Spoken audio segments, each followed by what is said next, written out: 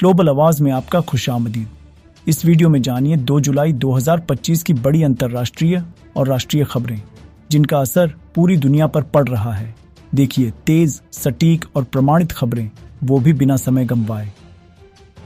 लेकिन उससे पहले ये कुछ वीडियो क्लिप और तस्वीरें हैं जो गाजा के पिछले 24 घंटों के हालात को बयां करती हैं। QDS न्यूज़ नेटवर्क के अनुसार गाजा में आज सुबह 2 मासूम बच्चियां इजरायली हमले में मारी गईं। न तो उनके पास हथियार थे, न कोई अपराध, फिर भी उन्हें मौत मिली। पत्रकार मौत कहलूत बताते हैं, गाजा के लोग अब 2 ही रास्तों पर हैं, या तो भूख से मरें या गोली से। गाजा के खान यूनिस में फिलिस्तीनी टेलीकॉम कंपनी के पास इजरायली वॉरप्लेन ने हवाई हमला किया। ब्रिटिश जासूसी विमान फिर से गाजा के ऊपर निगरानी कर रहे हैं इजराइल की ओर से। यह ऑपरेशन पिछले 19 महीनों से लगातार जारी है। अमेरिका के राष्ट्रपति डोनाल्ड ट्रंप ने कहा है कि इजराइल गाजा में 60 दिनों के युद्ध विराम की आवश्यक शर्तों पर सहमत हो गया है। ट्रंप ने हमास से इस प्रस्ताव को स्वीकार करने की अपील की है। इस बीच इजरायली सेनाओं ने गाजा में 109 फिलिस्तीनियों की हत्या कर दी है।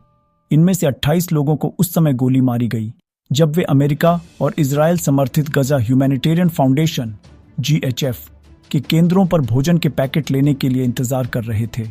गाजा के उत्तरी हिस्से के सबसे बड़े अस्पताल अल शिफा के अधिकारियों ने चेतावनी दी है कि इजरायली नाकेबंदी के चलते ईंधन पूरी तरह खत्म हो गया है और सैकड़ों मरीज अब मौत के कगार पर हैं। गाजा के स्वास्थ्य मंत्रालय के अनुसार इजराइल द्वारा गाजा पर जारी हमलों में अब तक कम से कम 647 लोगों की मौत हो चुकी है और 105 लोग घायल हुए हैं। वहीं 7 अक्टूबर को इजराइल पर हुए हमलों में करीब 139 इजरायली नागरिकों की मौत हुई थी और 200 से अधिक लोग बंधक बना लिए गए थे। वहीं इजरायली अखबारों के अनुसार हमास ने 60 दिनों के युद्ध विराम की शर्त को खारिज करते हुए पूरी तरह से स्थायी युद्ध विराम सीज फायर की मांग की है। वेस्ट बैंक में एक अलग युद्ध जारी है। वेस्ट बैंक में फिलिस्तीनियों के खिलाफ एक अलग किस्म की जंग लड़ी जा रही है, जहां जमीनें जल रही हैं और घरों को मलबे में बदला जा रहा है। इजरायली बसने वालों के गिरोह ने नबलुस के पास स्थित लुब्बान ई शर्किया गांव के बाहर फिलिस्तीनी किसानों की कृषि भूमि में आग लगा दी। धूं धूं कर जलती जमीनें, वर्षों की मेहनत पल भर में राख हो गई। उधर उत्तरी वेस्ट बैंक के टुलकरम शरणार्थी शिविर में रहने वाले लोग इजरायली सेना से अनुमति का इंतजार कर रहे हैं ताकि वे अपने घरों में जाकर जरूरी सामान निकाल सकें, क्योंकि सेना ने इन घरों को ढाने की योजना बना ली है। वहीं वेस्ट बैंक के केंद्रीय इलाके नीलिन में इजरायली सेना ने 1-2 मंजिला रिहायशी इमारत को ढा दिया, जिससे कई फिलिस्तीनी परिवारों को जबरन विस्थापन का सामना करना पड़ा। अमेरिका ने घटते भंडार के चलते यूक्रेन को कुछ हथियारों की आपूर्ति रोकी। अमेरिकी रक्षा विभाग ने बताया है कि यूक्रेन को भेजे जाने वाले कुछ हथियारों की आपूर्ति अस्थायी रूप से रोक दी गई है, क्योंकि इन हथियारों का अमेरिकी भंडार खतरनाक रूप से कम हो गया है।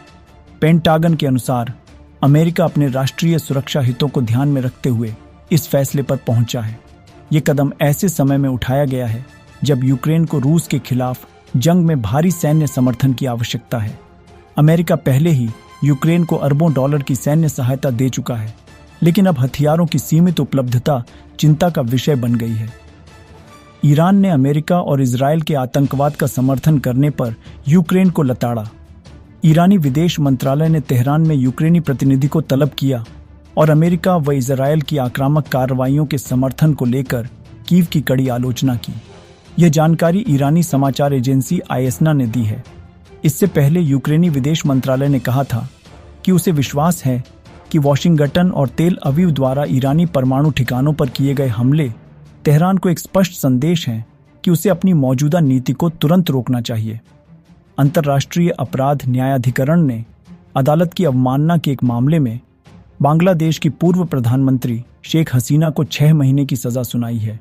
ये पहली बार है जब शेख हसीना को किसी मामले में दोषी ठहराया गया है। पिछले साल जुलाई में सरकार विरोधी प्रदर्शनों के चलते उन्हें सत्ता से हटना पड़ा था।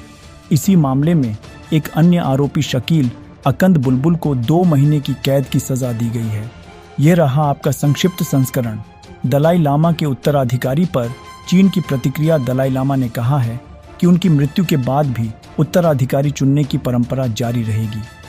इस पर चीन के विदेश मंत्रालय ने कहा कि उत्तराधिकारी की पहचान केवल लॉट सिस्टम यानी पर्ची निकालने की परंपरा से ही होनी चाहिए।